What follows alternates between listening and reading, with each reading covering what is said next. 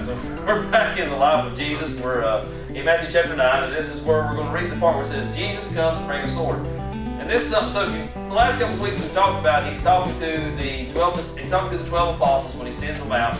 And we talked about how there's some instructions in there that are specific to the 12 apostles, right?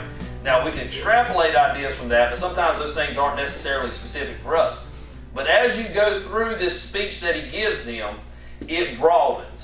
It becomes more and more towards the disciples that are going to exist throughout the ages. You can kind of tell that it starts off very specific for the apostles, but then it kind of broadens out, and you can even tell that he's kind of talking more in the future, and he starts talking about in general his disciples. And we're getting into that part where it's really talking about in general his disciples. So everything within this pretty much applies to us, right?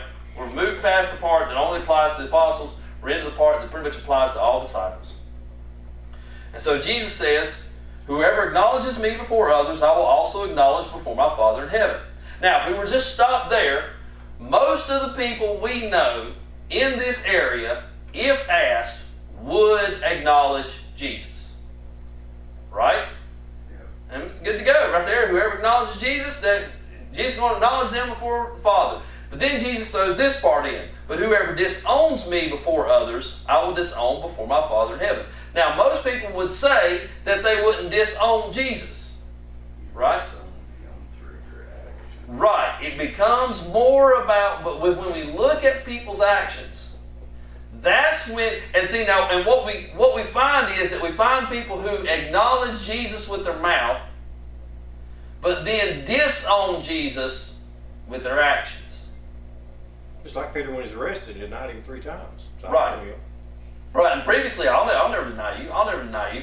And so one of the things that you find in the early church, when they began to be persecuted by Rome, I don't know if people understand what they were persecuted for. They weren't persecuted for being Christians. They were persecuted because they refused to swear allegiance to Rome. Okay? Rome had no problem with them believing in Jesus. Rome had no problem with them living for Jesus. Rome had no problem with them worshiping Jesus, singing songs about Jesus, going to church. Rome had no problem with any of that. They just won't tax you, man. Well, it wasn't even the taxes.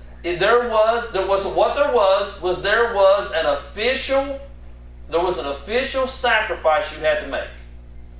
You had to go, and it wasn't even expensive. It was just like a little bit of spice. You offered your spice, and you said, Caesar is Lord. I'd have had an issue with that too. Well, here's the thing. Here's the thing. You only had to say it once a year. And then the rest of the year, you could talk about how Jesus was Lord. Right? You can talk about Jesus was Lord all day, every day, for the rest of the year. Two-faced hypocrisy. And your life was great, and your life was fabulous, and nobody would bother you, and nobody would feed you to the lions or anything. All you had to do was, for a couple of minutes, one day out of the year, say, Caesar is Lord. Right? Now, again, the point being is that it didn't matter that this many days of the year they acknowledged Jesus. Right? The problem is that in this one moment, by saying Caesar is Lord, for one moment, they had to disown Jesus. Yeah, choice, one or the other. Right. Are you loyal when it counts? Right, and so the thing becomes, we can talk about Jesus all day, every day. Right? But then there becomes these moments, these little moments, where we have to capitulate to people, to culture, right? To peer pressure, to our own selfish needs, our own selfish desires, our own fallenness. And it's not that we verbally talk about how much Jesus is Lord, right? It's that in the little moments, right? And I know we're all being sanctified, and we're all growing, and we're all not perfect. So this is something we're all growing in. But what I'm saying is, pay attention is in the little moments. That's when it really counts, right? When the pressure is on, when the social pressure is on, when whatever powers that be pressure is on, do you in that moment say, Jesus is Lord? Or do you say, well, for just a couple minutes, it's all right, Caesar is Lord? Right? Okay, so this is what Jesus says. Do not suppose that I have come to bring peace to the earth. I did not come to bring peace, but a sword. Now, this is one of the things that, people like to dumb things down, and I've talked about this before. The opening to what's considered one of the greatest novels written in mankind, in the history of mankind, is where he says it was the greatest of times and it was the worst of times. Right? And we read that and we're like, oh, that's literary genius. That's literary genius to say it was the greatest times or worst of times. It can't be the greatest times and worst of times, but yeah, it can be once you really realize what he's saying and you work through it. Right? So there's other places where Jesus does say that he comes to bring peace. Right? And then we say, well, right here he says he doesn't. So the Bible's not true. Okay, so The Tale of Two Cities is the worst novel ever written too, because it opens up the same thing. It's a deliberate juxtaposition. It's meant to set two things together. In other words, yes, I do come to bring this kind of peace. I do not come to bring this kind of peace. I come to bring peace between you and God. I do not come to bring peace between you and the world. Right? In other words, you have to put your thinking cap on and think about it. Just like when you read that first line of Tale of Two Cities, it was the greatest of times, it was the worst of times. He means for you to stop and think about how is it the greatest times and how is it the worst times. So in one place where Jesus says that he's come to bring peace and that he's Prince of Peace, and in another he says, I did not come to bring the peace. He means for you to stop and think about what the true meaning of peace is and what kind of peace are you really looking for. Are you looking for peace with God, or are you looking for peace with the world? And what he's talking about here is, I did not come to bring peace between you and the fallen world. Right? He says, but I've come to bring a sword. Right? Peace with the world is an impossibility. Right, and in reality, it's a pipe dream. The word utopia, which everybody talks about, let's have a utopian society, which is perfect. And they miss the whole literary genius of the word utopia, which is Greek for no place. The whole point of the word utopia, when that story was written about the place Utopia, was this can never exist. Right, yeah, people miss that and they still try to go after a utopian society. The writer, the first guy who coined the term utopia, was making the point that there can never be a utopian society. That people, because of our fallenness, because we are not the image of God that we were originally created to be, we cannot create, we do not, we're seeing this now in the world. We cannot, in and of ourselves, outside of God, create a peaceful civilization. We do not have it within us. You see people protesting, going out and doing these things because they want peace, and what do they wind up doing? Causing mayhem, havoc, and destruction. Right? That's the fallenness of mankind, that we are incapable of peace. And Jesus didn't come to bring us the kind of peace that the world goes after. He came to bring us the kind of peace that God wants us to have with Him. So he goes on to say this, and we say, okay, well, what do you mean? What do you mean a sword, Jesus? What do you mean that we're not going to have? What kind of peace we're not going to have? And he says this: for I've come to turn a man against his father, a daughter against her mother, a daughter-in-law against her mother-in-law. A man's enemies will be the members of his own household. Now, this is where we really need to, growing up in the Christian society that we grew up in. That verse was never uttered in church. Right. If it was moving right along. Yes. Because we equate, because we put We have made almost an idol out of family. Okay? Now, that is not to say the family is not important. God created the family, and the family has a very important purpose, and we're to cherish the family, and we're to attempt to build good, solid families. Right? But if you have a member that's unwilling, Right. But at some point, the family can become Caesar. Do you see that?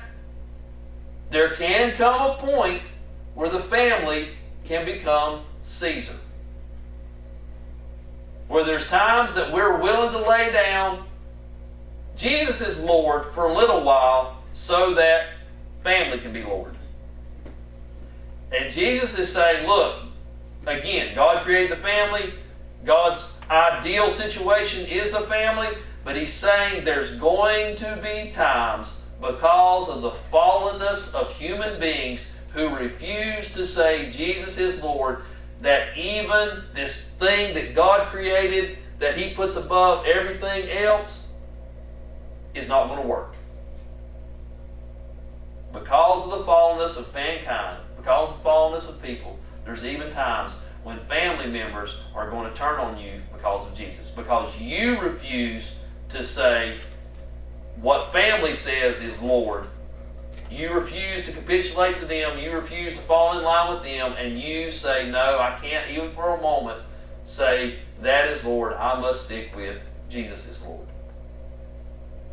So Jesus actually, and you got to remember, when Jesus is speaking here, He's still speaking to first century Jews who most of them would have large chunks of the Old Testament memorized, right? So when he says that, he quotes from the Old Testament. So he wants them to go back and remember the Old Testament. Because so one of the things that we're going to do is, even they would have this problem of Jesus. You're not telling us, because you remember the Jews were very strong in family. Very strong in family, right?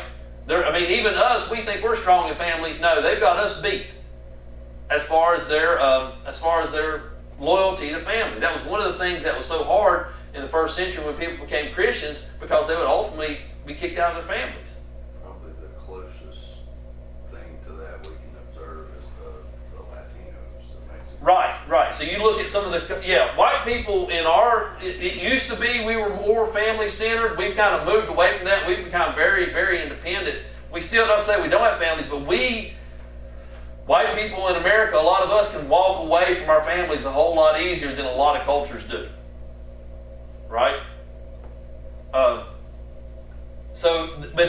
anyway, so to prove his point, because they're like, no, Jesus, God would never ask us to anything that would break family. He quotes from the Old Testament to prove, because again, they look at Scripture. He quotes from the Old Testament and say, hey, look, I'm not the first person to say this. Really, he was the person who said it.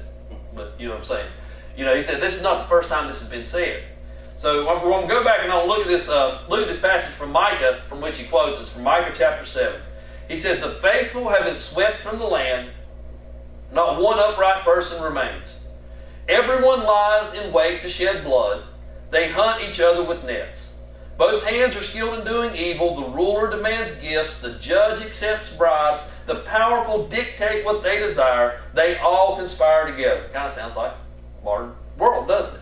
Right? So nothing really changed since then. Conspire. That's a Right. conspiracy theory. Right. The best of them is like a briar. Now that's rough right there. The best of them is like a briar. Don't get close to it. Right. The best of them is like a blackberry thicket. You don't go walking in blackberry thickets. It doesn't end well for you. The most upright, worse than a thorn hedge. Right. The day God visits you has come. The day your watchmen sound the alarm. Now is the time of your confusion. And that's kind of what we see. We see confusion in the world, right? So going on from there, he says, do not trust a neighbor. Put no confidence in a friend. Even with the woman who lies in your embrace, guard the words of your lips. In other words, you can see this is one of the hardest things that can happen, and I'm not telling anybody to go run off from their spouse, okay? But one of the things that Jesus says, and one of the things in the New Testament that Paul says, he says there will be marriages that end over Jesus. Where one person will be so committed to Jesus and the other person will refuse to live in the same household as somebody who lives for Jesus. Now, again, we do have that passage that says, hey, if you're a believer and they're fine living in the same household with you, do not leave them. You know, so it's not automatic just because the other person's an unbeliever that, hey, I guess we get separated. No, the Bible says if they're willing to live in the same household with you, you live in the same household with you. But he says there are going to be those instances that even the bond of marriage is going to be broken by people who just simply cannot live in the same household as somebody who is living for Jesus. And Jesus said, and look, this was even said in the Old Testament. Right? So he goes on to say, for a son dishonors his father, a daughter rises up against her mother, a daughter-in-law against her mother-in-law. A man's enemies are the members of his own household, but as for me, I watch in hope for the Lord. I wait for God my Savior. My God will hear me. Right? That, Jesus quotes this Old Testament passage that says, and this Old Testament passage was looking forward to this time of Jesus that said, hey, you know what? This is going to split sometimes even the strongest of bonds. But even if it splits the strongest bonds, even if the people that are the closest to me turn against me, I will wait on the Lord. Right?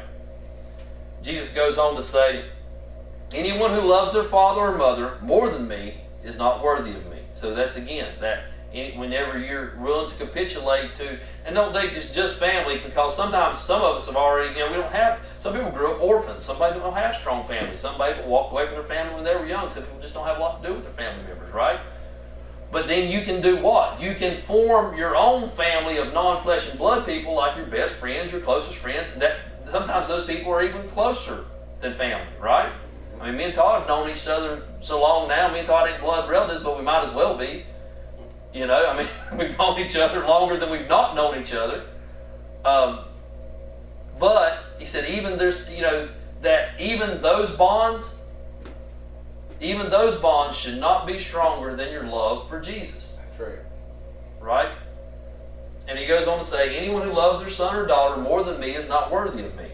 Whoever does not, and this is where we get to, whoever does not take up their cross and follow me is not worthy of me. So we've talked about this idea of a cross. We've kind of twisted. We talk about, well, that's just my cross to bear. And we use that incorrectly. We say that's my cross to bear as in that's a burden in life. That's not what he's talking about. He's not talking about a burden in life. A cross was not something you carried as a load and then set down when you got to the end. Oh, you set it down one time. Right. Do you see what I'm saying? It wasn't something that you got up, it wasn't a load to carry. It was a death sentence. So what he's saying is, anyone who does not accept their death sentence can't follow me. Okay, we've talked about this. What's wrong? I'm not the image of God that I was originally created to be. Right? Who I am before Jesus, who I was before Jesus, and who I am until He completely recreates me, is a fallen image of God that I was not created to be. That fallen image of God has to die, so that the image of God that I was created to be can live. And the way I'm conformed to that image of God that I'm supposed to be is I look at the one true image of God, Jesus, and I imitate Him. And as I imitate Him, the old fallen man dies, the new man is reborn, recreated, reconformed into the image of God, right?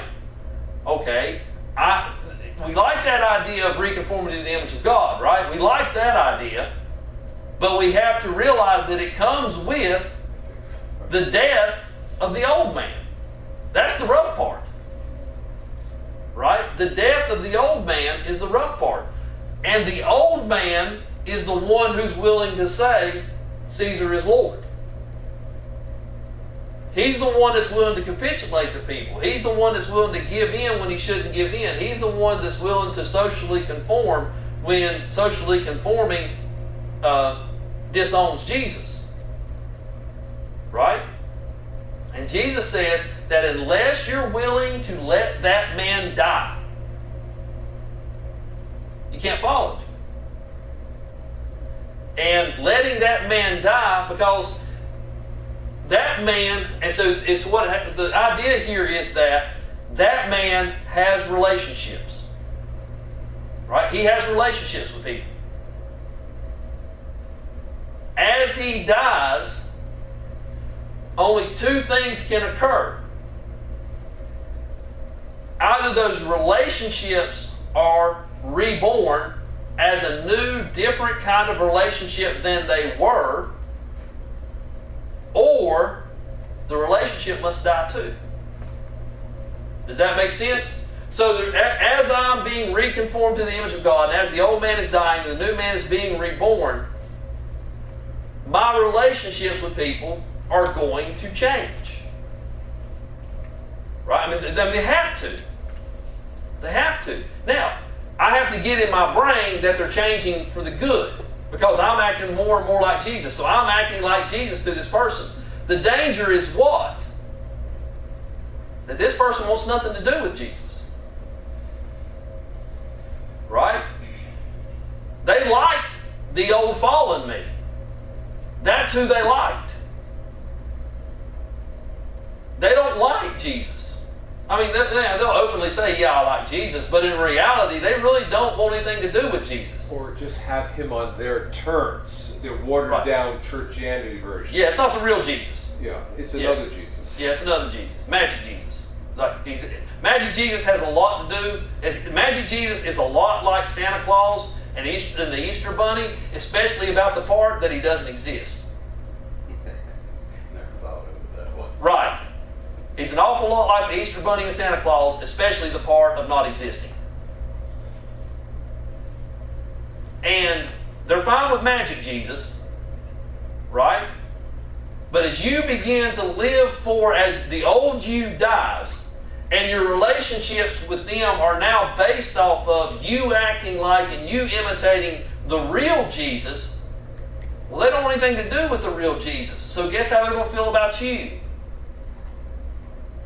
Right. But here's the thing. Here's the thing we have to think about. What about those people in your life who actually do want something to do with the real Jesus? Okay?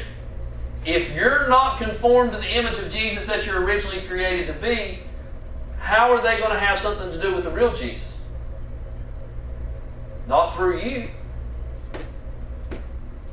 You see what I'm saying? If you're not, I mean, that's not to say that they can't find it through somebody else, but wouldn't you like to be the person they find the real Jesus through, as you're conformed to the image of Jesus that you originally created to be? Yeah, that's what he wants. That's his plan. Yeah, go ahead. That's a nice golden star on your check sheet.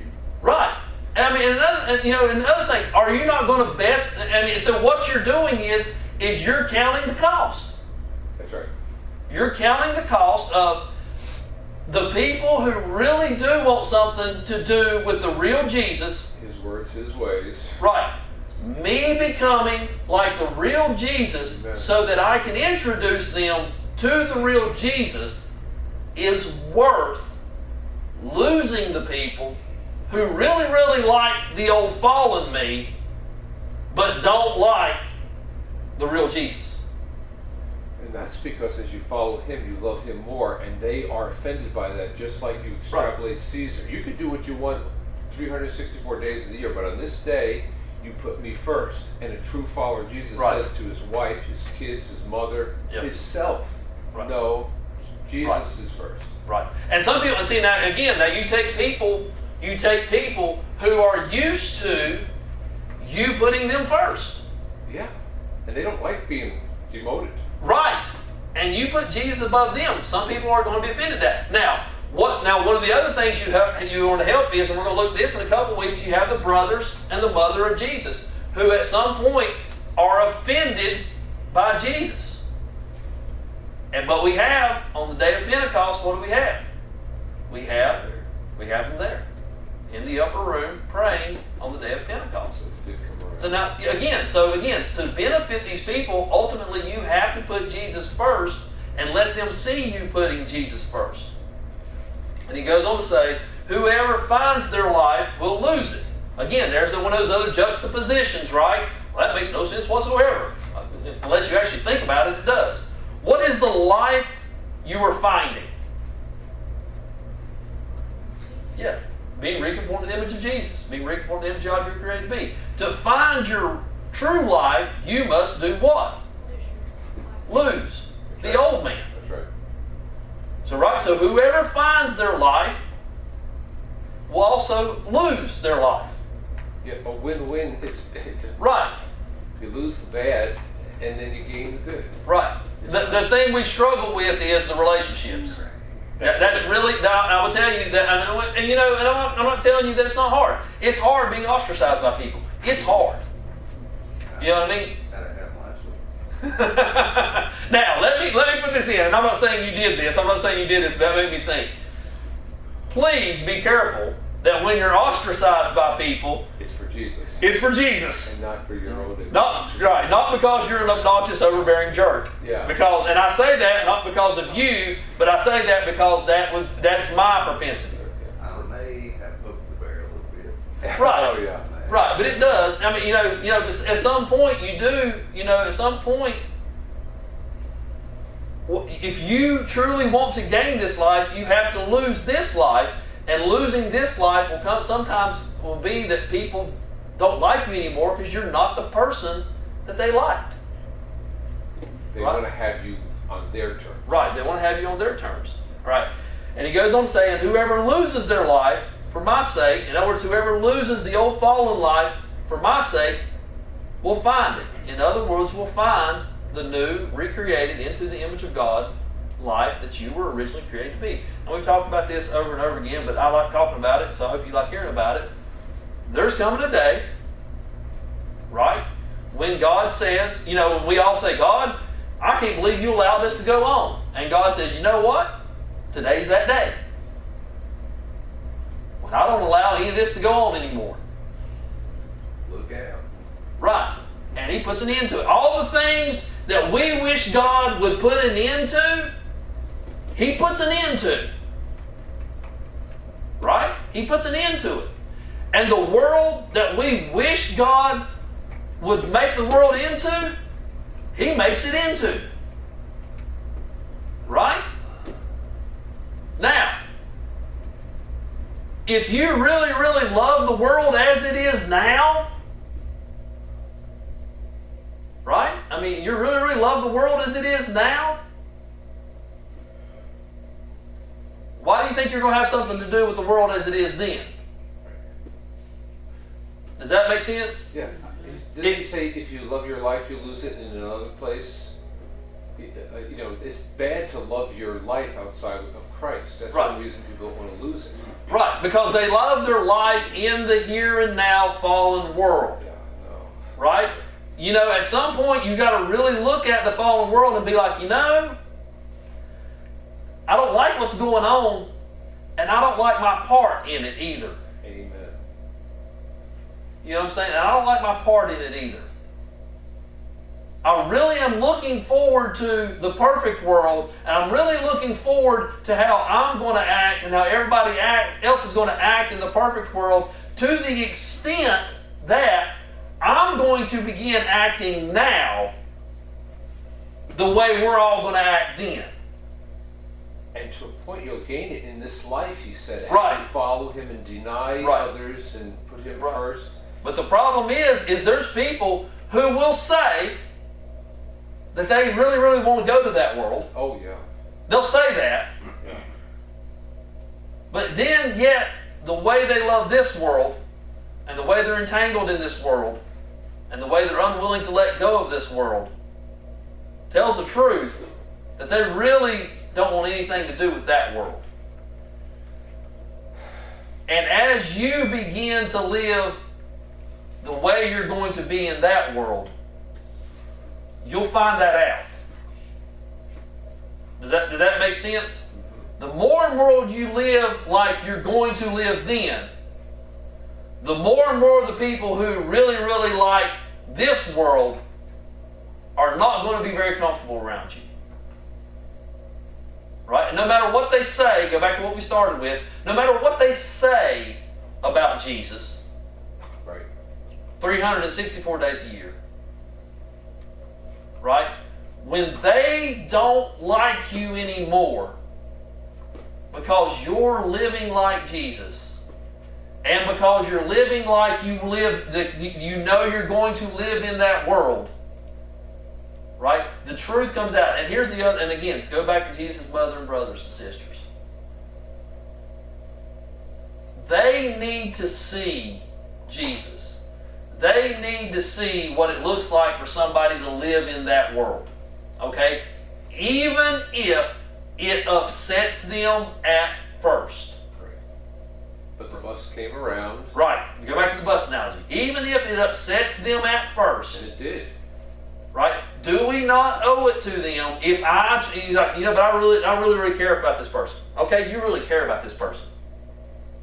Do you care about this person enough to show them what Jesus really looks like? And to show them what that world really looks like, so that they can really make a decision about whether or not they really want Jesus as Lord, and if they really want to spend eternity like Jesus is Lord. Right? Because that's what makes paradise paradise. Everybody acting like Jesus is Lord all the time. It's not going to be paradise if anybody goes in there and doesn't act like Jesus is Lord all the time. Because one time of somebody not acting like Jesus is Lord messed up paradise. Right? One time messed up paradise. So anybody, so in other words, even if we knowingly know it can cause friction in a relationship, we knowingly know it can cause us to lose a relationship, if we truly care about that person, then we should be willing to lose our old fallen life so that they can see what the new life is like, so that they can see what the new world is going to be like, so that they can make an honor. Are we really doing them any favors by saying we believe in Jesus and living like the world so that they can say they believe in Jesus and live like the world too? No. Are we really doing them any favors? We're not. Right? We're really not doing them any favors. And again, I understand how much it hurts to be ostracized. Probably the thing that hurts me the most is being ostracized by people who say they believe in Jesus. I'm fine being ostracized by people who don't say they believe in Jesus. I'm perfectly fine with that. That's par for the course, right? I just have to learn to be nice to them because I like to argue with them. But Come back around. right, the people that it hurts the most, the people that it hurts the most, one is friends and family, but then the other people who say, I believe in Jesus, I want to follow Jesus, and then when I kind of talk about what it really looks like to follow Jesus, they're like, that's way too serious. That's way too serious. And we're talking about church people. And it's interesting in Matthew, he uses love more instead of hate. Right. So people will think, you don't love us because you're putting Jesus first in your life, when really you're truly loving them. Right. And probably when it's all said and done, you would love them more because you put Jesus first than if you had loved them in the flesh. Yeah, and that's a good point. If you think about it, if you, in your relationship, are you really showing that person love by continuously acting like the old fallen you? No. Oh, dear. Right? If you really love that person, you really want to show that person love, the best way to show that person love is to act like Jesus towards that person. And to tell them the truth and to make them uncomfortable in their situation, that they're in danger of even hell. Right. Yeah, again, we don't want to fool anybody into thinking that they're fine with Jesus. I don't want to fool anybody into thinking that they're fine with Jesus. Yeah, many are going to say in that day, Lord, Lord. Right. Say, I never knew you. Right. That's very sobering. Well, let's go ahead and close in prayer, guys. Our gracious Heavenly Father, we thank you for this day again that we can come together as the body, as the church, and we can talk about what Jesus said, and we can talk about how that applies to our life. Father, we realize that this is a hard passage. This has always been a hard passage. As Todd pointed out, this is one of those passages we kind of skim over because it's so hard. We ask you, Father, that as we go out and we attempt to live this, as we're put in those difficult situations where it's someone we care about, whether it's flesh and blood family member or whether it's just a friend that we've known so long that they're like family to us, that as we follow Jesus and it makes that relationship uncomfortable, Father, that through the power of the Holy Spirit and through the words and the ways of Jesus, you would give us what we need to say and what we need to do to explain to that person why we are doing what we are doing and what it means to really follow Jesus, so that as they see us living it out, Father, that they realize that we're moving towards Jesus and we're moving towards paradise, and that we want to invite them along with us to move towards Jesus and move towards paradise. And we ask all these things in Jesus' name.